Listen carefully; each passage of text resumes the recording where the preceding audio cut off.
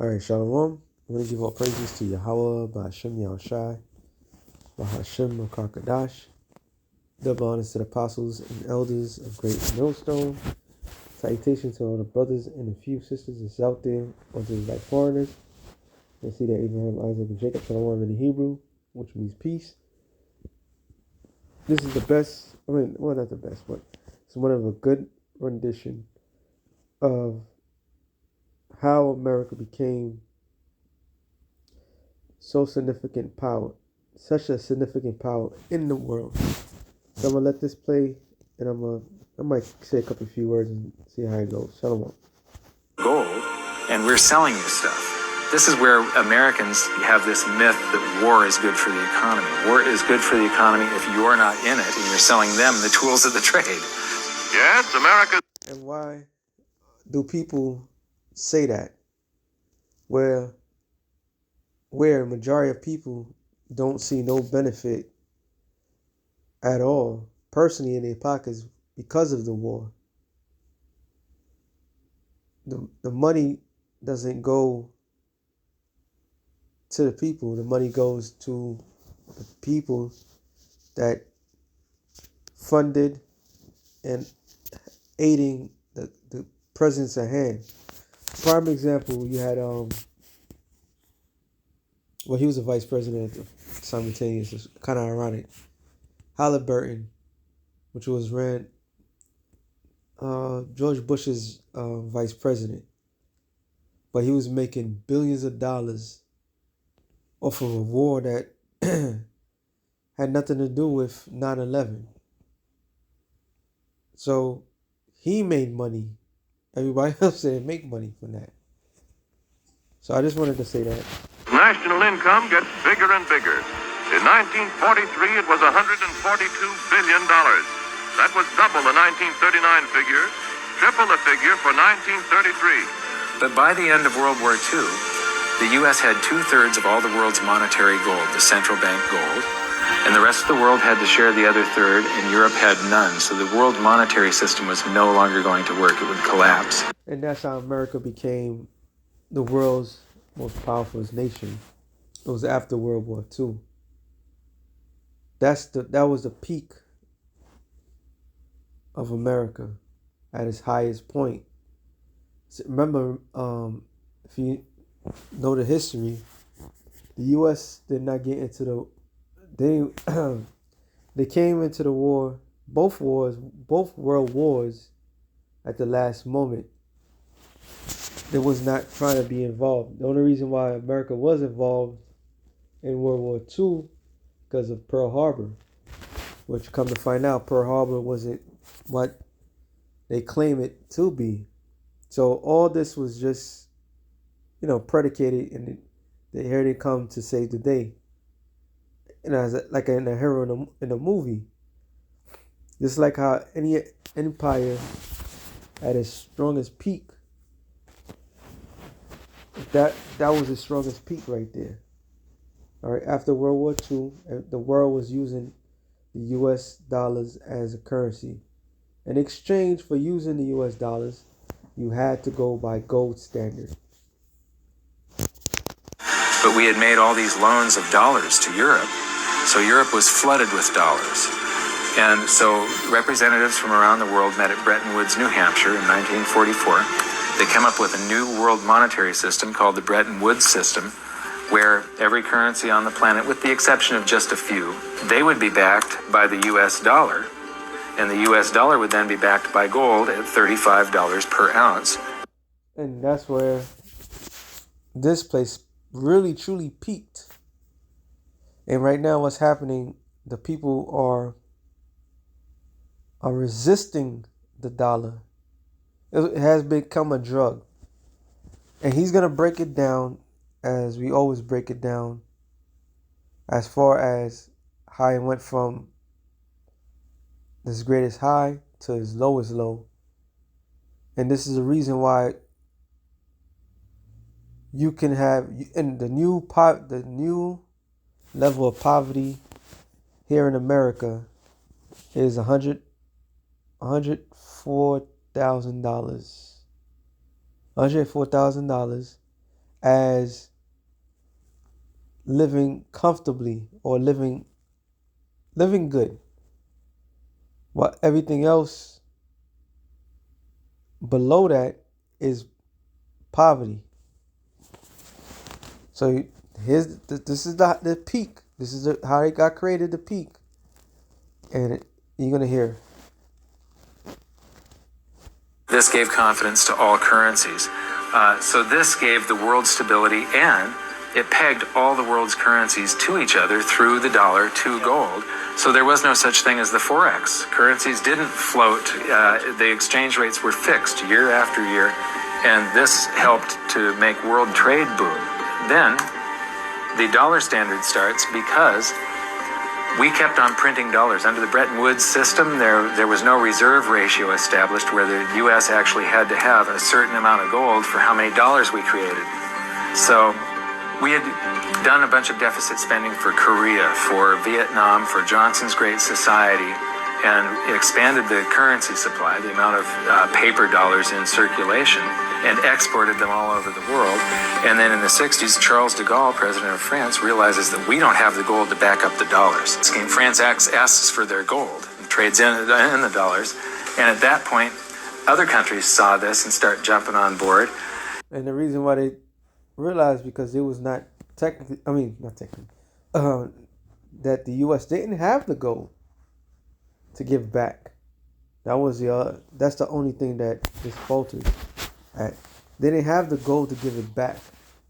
So they established an organization called the EPA, Environmental Protection Agency, which until gave France some U.S. territory.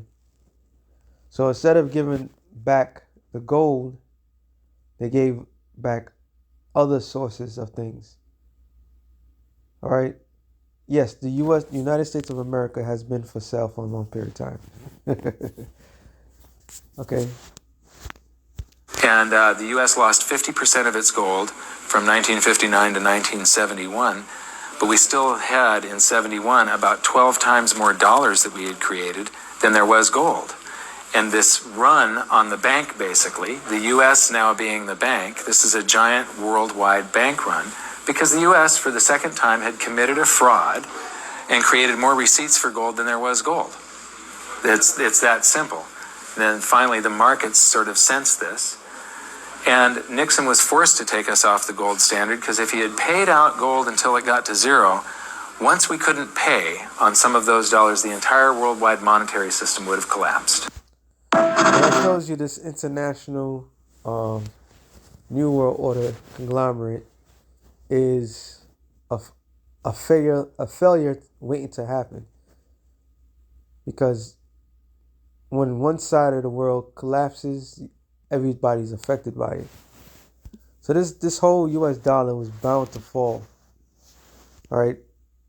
Matter of fact, I didn't have this in the last one. Proverbs 11. No.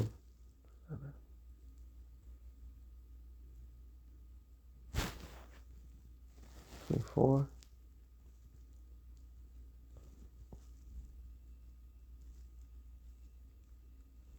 Proverbs.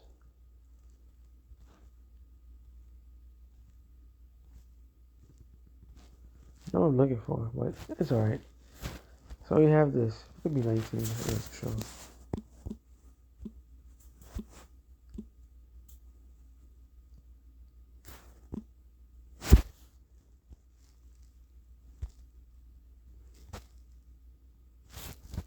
Is Proverbs 23:5. But thou set thine eyes upon that which is not, for riches certainly make themselves wings. They fly away as an eagle towards heaven. So they have people chasing something that's always faulted. They created a false exchange of money. So when everybody believe that this is money, and it worked for a long period of time, I must say. You could take the US, let's say $20, and you go to what they call a third world country, the ratio of that money is high. You get a lot more than the locals. But there were certain places in the world, like if you go to Europe, you spend more dollar wise. Especially the UK. But all these are fiat currencies, which fiat means you just make it whatever you want.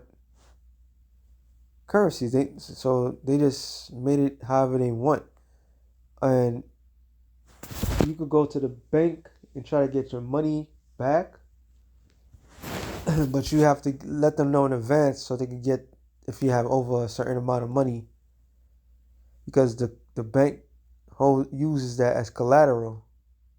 We live in a fairy tale world, a very delusional world that they built because they refuse to back up the things of this world with real money. Oh wow. Proverbs 26 and 6. For by wise counsel thou shalt make thy war, and the multitude of thy counselors there is safety. Let me see. Hold on.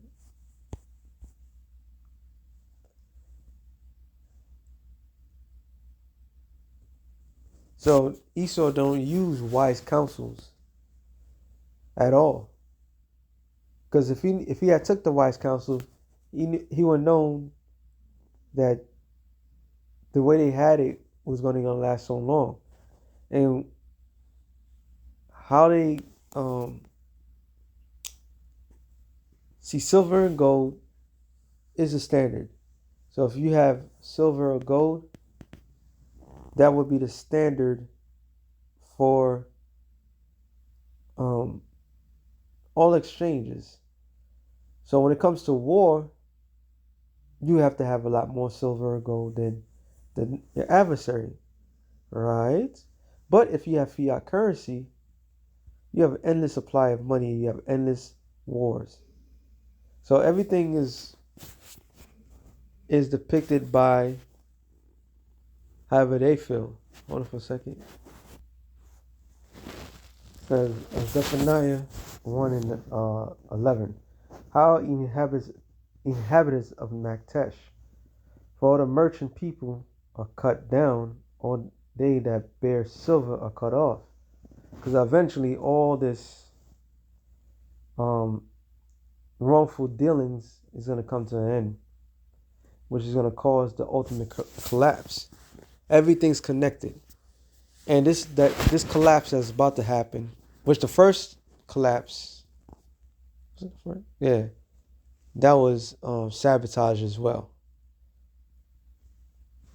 So this is another self-demolition collapse, but that's what the Lord is going to allow to happen, because there's been a lot of dealings that is not right.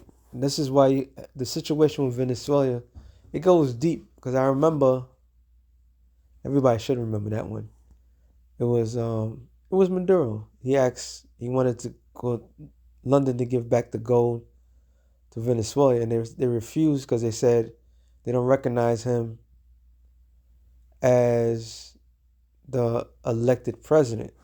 So they refused to give them his gold back to them. So everybody's out here pretending like, oh, it's about certain policies. Nah, it's always been the same thing. It's about gold and silver. They want the real thing, and they want to give the fiat bullshit, which is going to cause a major collapse. And when this collapse happens, everybody loses. Everybody. Well, actually, I think this is my second or third time doing this. Let's see if it's still there. Yep. Currently, the United States of America, this says the national debt, but it's more than that. But let's go by what this says, $38 trillion. Each person, and notice it's in the red, each person owes over $111,000.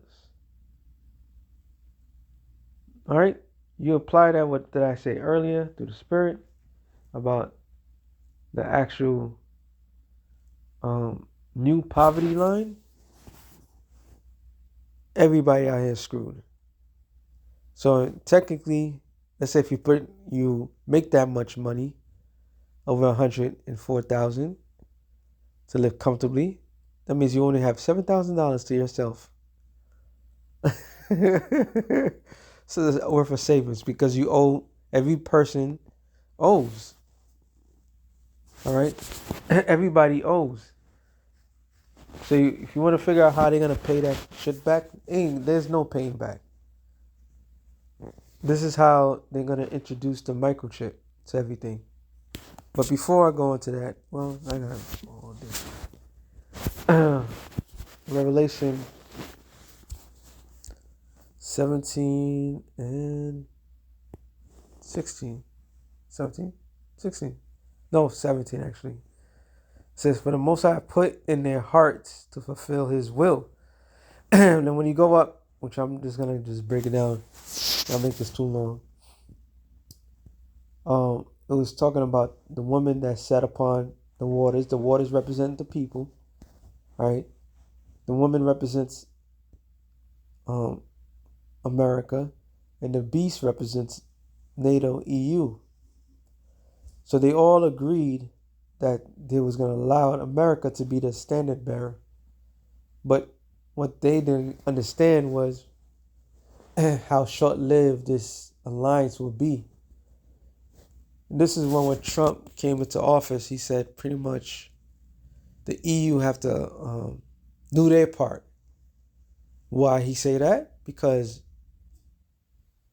what's keeping the EU afloat and paying off the army, their armies, is the United States of America. Because of that agreement that they made many, many years ago. But eventually, the beast shall hate the whore and burn her. All right. That's, I didn't even put that in there. Obadiah 1. Actually, I don't know. 7. All the men of that confederacy have brought thee even to the border. That border is Iran. The United States of America is heading to a war that is not going to get itself out of, which we all know as World War III. But the caveat is Iran. All right. It says, the men that were at peace with thee have deceived thee and prevailed against thee. They that eat thy bread have laid a wound under thee. There's none understanding in him. So eating the bread is the supply, the support. They spend billions of dollars into that welfare state of Israel, right? Also, they supply and aid NATO, EU. So the ironic part about it all, despite that they give the money to these places, they still gonna burn this bitch. Something that America's gonna do is gonna piss them off. But overall, it's gonna be in the hands of the Lord, even for them to consider that. So we could clearly see something major is about to go down here in this world. Something major is about to go down. But that's the brief history that was shown of this whole money system that they established. This little alliance right here gave America the #1 spot in the world because everybody had to deal with America's currency. But now they found other avenues, different alliances to exchange goods with. And I believe one of the main reasons why Gaddafi was taken out was because he trying to do exchanges in euro if I'm not mistaken, for oil, and the United States wasn't having it. All right, something to that thing. I think something to that effect. But I know definitely he wanted to exchange. He had gold backing, and he wanted the African nations to deal with their currency, but in gold, like backed up by gold. So either way, it was a threat to the U.S. dollar. All right, who now became, well, not now, was the number one currency on the planet Earth. No longer.